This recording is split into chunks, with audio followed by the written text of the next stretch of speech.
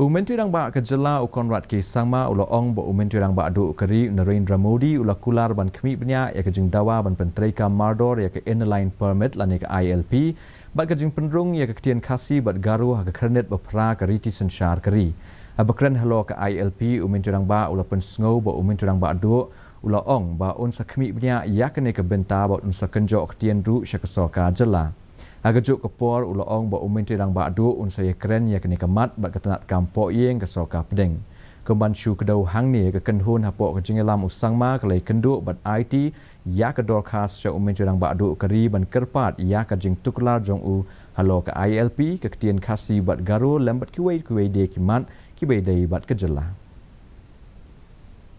of the people of the state for the inclusion of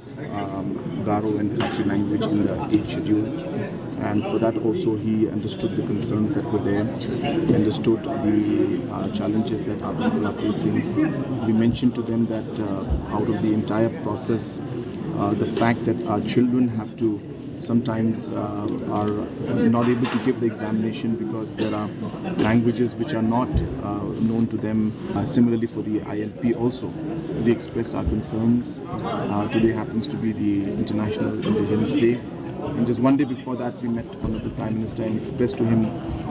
the desire of the people of the state to have a mechanism in our state where we could